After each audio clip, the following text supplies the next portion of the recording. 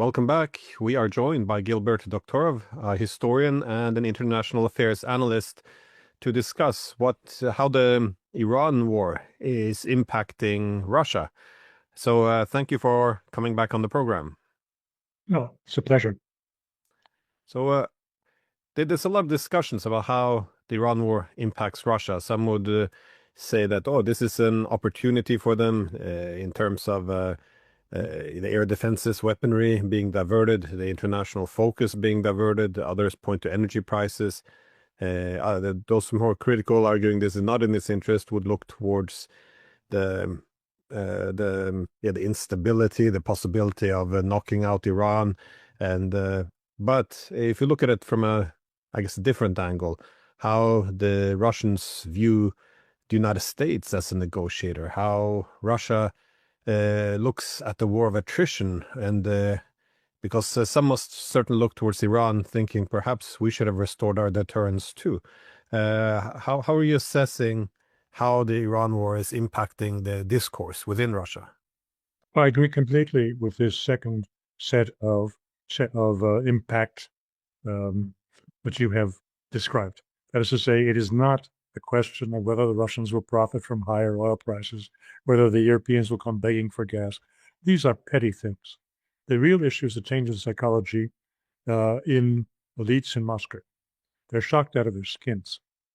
What they saw was a disaster scenario for Russia itself, and it unbuttoned lips. It's been a big contentious issue in the broader commentary community over Mr. Trump, Mr. Putin as the only adult in the room, Mr. Putin, the man who's saving our necks because he doesn't respond violently to provocations and so forth. There are a lot of people among my peers who view Mr. Putin as God's gift to humanity. I'm not one of them. This is a situation that's developed over time. I took readings over 4 years, and I've come to conclusions. But that I came to conclusions is not relevant. That the Russians have come to conclusions, that is very relevant. I worked for a large company called ITT in the 1980s.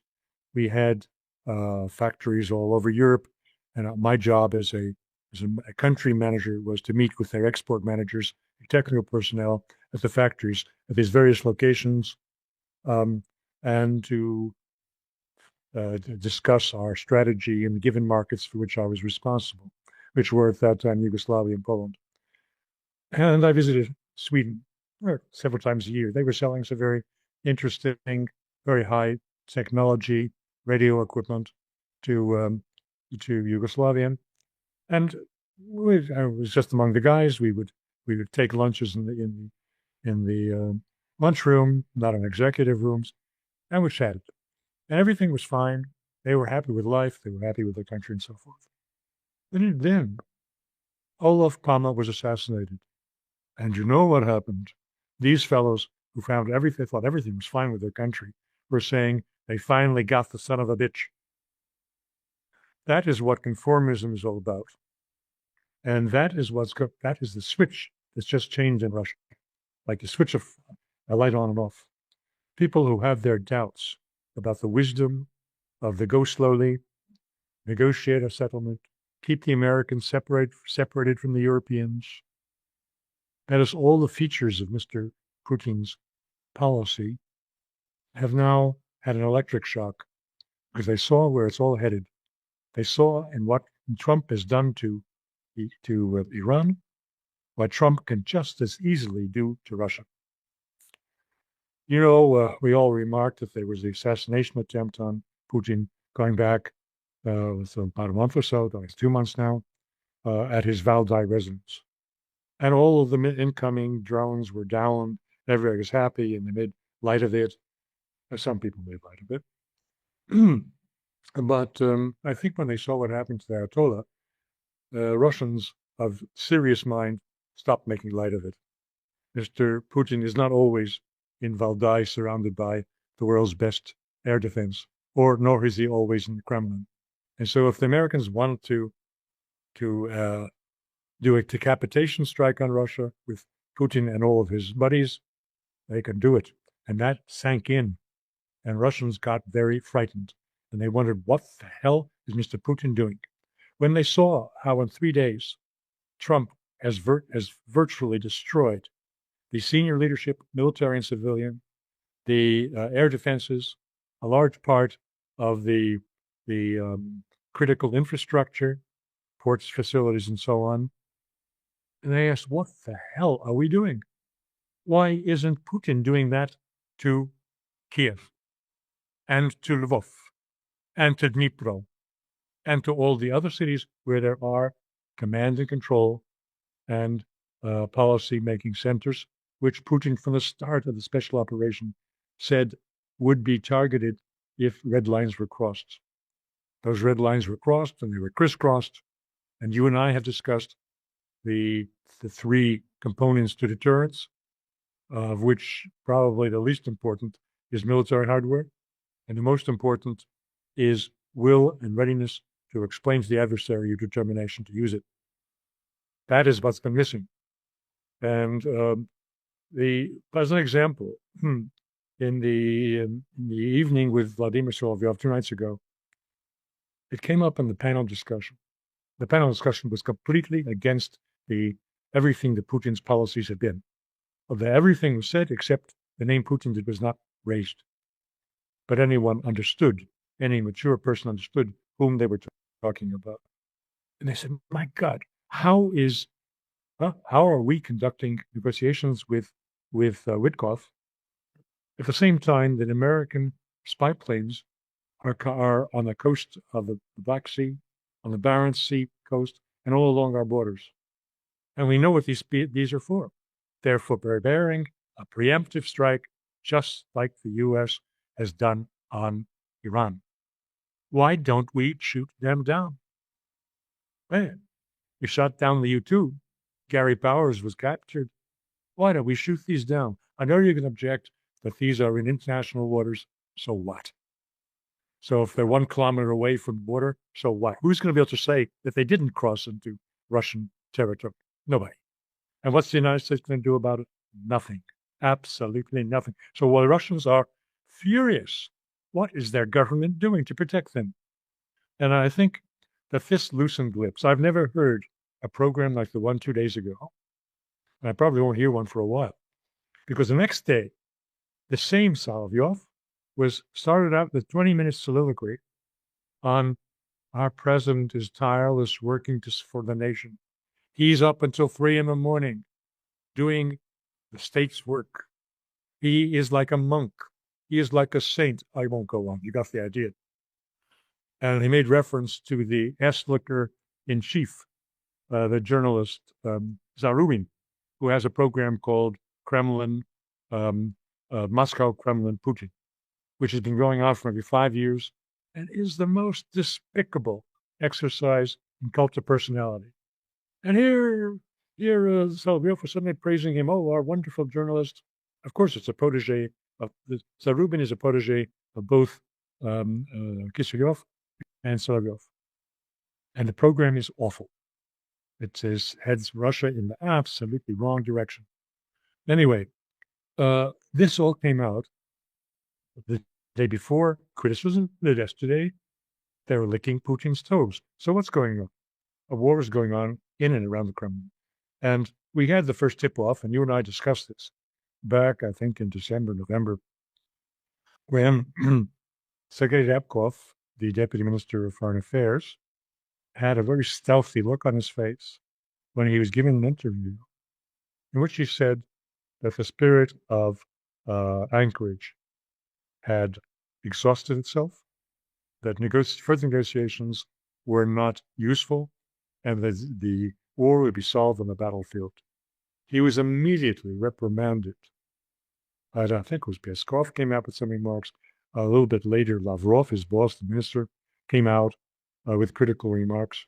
Well, time passes and thinking changes. As you know, in the last few weeks, Lavrov himself has been fiercely critical of further negotiations. So there is a war going on. I'm very hopeful that Mr. Putin will rise to the challenge as a good politician and listen to the best advice of his colleagues and not persist in a policy which is leading Russia to doom. Now, why should you and I care about Russia going to doom? Because it will be our doom also.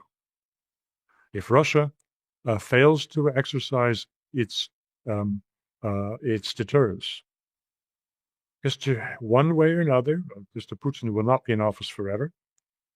And one way or another, whether he's carried out feet first or walks out, someone else will take over who will make up for all this. Again, in the last week, I heard remarks on the same fellow of your program, which I couldn't have imagined with respect to Gorbachev. They said openly that he was a traitor. Not mistaken, a traitor. And a traitor because he withdrew Russian troops from Germany and Central Europe without getting any concessions in return, without demanding the dissolution of, well, he's dissolved the Warsaw Pact, and he should have asked for the dissolution of NATO. He didn't ask for it. I'd never heard Gorbachev addressed as a traitor on state television. He was this last week. That is the fate that Mr. Putin will have in X days, weeks, months, when, unless he listens to reason and to the best advice of his serious professional team. Yeah. Well, it's hard to deny though that the deterrent, of course, we've spoken about this in the past, has definitely weakened. If you think during the Cold War, it would be completely unthinkable that the Americans or Soviets would attack each other in such a way. There were always some proxy wars, that is, at least semi-proxy. The Soviets assisted the Vietnamese, the Americans had, I guess, a much greater role in Afghanistan against the Soviets. But, there were some set rules. Where does the boundary go between proxy war and direct war? And as I had a conversation with John Mersheimer, and he kind of made the point, Glenn, why are you calling it a proxy war? We crossed that boundary a long time ago. This is a direct war now. And I just feel over the longer such a war goes on, the more the rules of proxy war changes. As we remember from the beginning, sending Abrahams was a bit problematic. We can't really do that. HIMARS, that's not good. F-16s, as Biden said, well, that's World War III. And then, we jump forward to now, we see long-range strikes into Russia. This is U.S. contractors pulling the trigger, sending U.S. missiles on targets within Russia picked by U.S. intelligence, as you said, with U.S. drones flying along the Black Sea coast, picking these targets. And, only recently we had this Munich Security Conference, and I watched the German chancellor sitting there, boasting about how we, and use the word we, have, inflicted untold costs and casualties on Russia. He had the Danish prime minister arguing we have to get rid of all red lines and we have to start striking deep into Russia.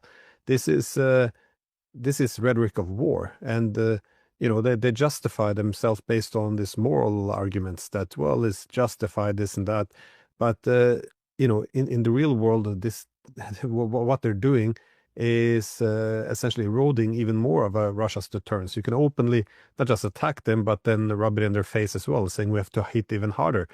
And this idea that Russia's restraint has emboldened the West. I mean, that's hardly Russian propaganda. You can go through our own media as well, and they will point to, well, why can't we send more weapons? The Russians had many red lines.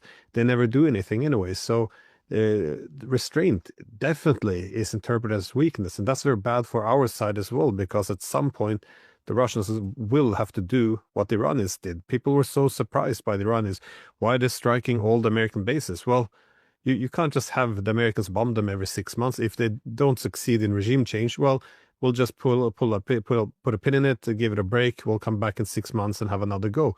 I mean, if you grant the adversary this amount of escalation control, when you can start a war, what's acceptable targets, when you pull out, when you finish the war, and when we go back again, eventually you will perish. And I think this is a dangerous lesson which the Russians are being taught, that is dangerous to us, that it's time to get their deterrent back. And the irony, I think, is in NATO, they keep daydreaming of building opposition to Putin, but the opposition is those who argue, which they've had, by the way, for the past 20 years, that he might be too moderate, he might be too liberal, he have too many too much optimism about the possibility of integrating with the West. Especially since 2014. Why isn't he preparing more for war? NATO's not looking for a settlement; they're looking to build up a Ukrainian army. This is what his generals were saying. This is what very influential military commentators were saying as well. It's just it seems reckless, but I don't see any critical commentary. If it was any critical commentary of this, the incentives being put in Russia, it would be this censored in the West as being pro-Russian comments. But